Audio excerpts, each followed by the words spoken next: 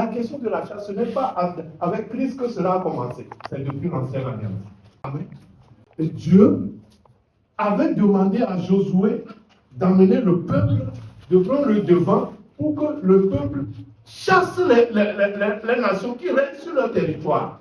Mais tant qu'ils ne se lèvent pas pour le faire, ces nations vont continuer à profiter de leur richesse. Donc, tant que tu ne te lèves pas pour chasser un mauvais esprit qui ont volé la richesse de ta famille, qui ont volé la richesse de ton pays, eux, ils vont se réjouir.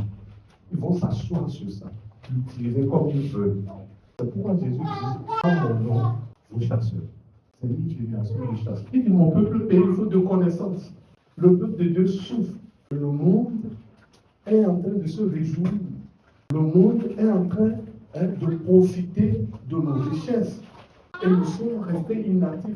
Nous ne pouvons pas, nous n'arrivons rien faire. Toi, tu dois te lever aujourd'hui.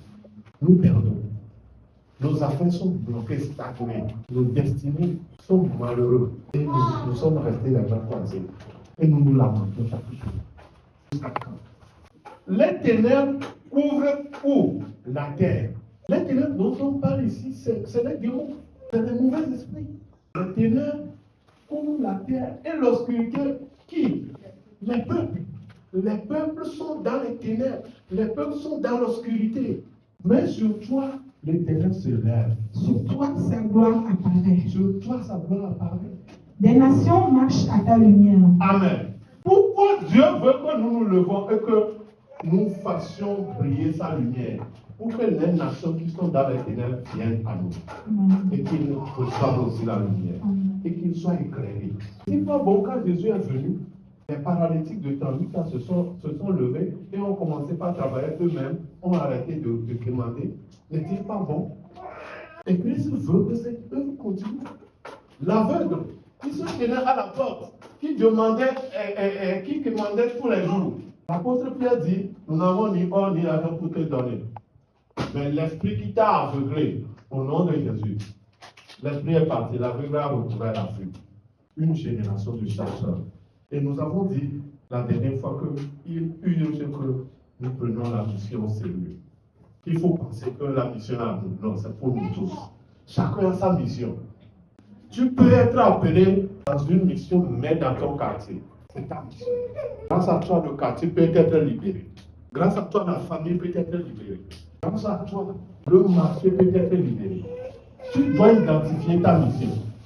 Mais ça urge que chacun joue son rôle dans la mission. Aucune différence, en effet, entre le juif et le grec, puisqu'ils ont tous un même Seigneur, qui est riche pour tous ceux qui l'invoquent. Car quiconque invoquera le nom du Seigneur sera sauvé. Comment donc invoqueront-ils celui en qui ils n'ont pas cru? Comment invoqueront-ils celui en qui ils n'ont pas cru? Comment croiront-ils en celui dont ils n'ont pas entendu parler? Comment peut-ils croire en celui dont ils n'ont pas entendu parler? Et comment en entendront-ils parler s'il n'y a personne qui prêche? Et oui. Comment en entendront-ils parler s'il n'y a pas de prédicateurs? C'est pourquoi nous le faisons. Amen. Pour faire connaître le salut en Christ. C'est pourquoi nous prêchons. C'est une mission. Parce que s'il n'y a pas de prédicateurs, il n'y en aura pas qui connaissent les mystères de Dieu. Il n'y en aura pas qui connaissent les vérités de Dieu. Il n'y en aura pas qui connaissent les réalités de Dieu. Et donc, ce que nous vous transmettons, c'est des choses que l'Esprit nous a révélées et que nous devons prendre au sérieux et vous devez partir en mission avec ce que nous vous donnons. Chacun a reçu une mission. Nul ne vient en Christ sans mission. Ce n'est pas vrai. Tous ont reçu une mission. Et quitte à chacun d'identifier quelle est ma mission pendant que je suis venu à ici. Quelle est ma mission?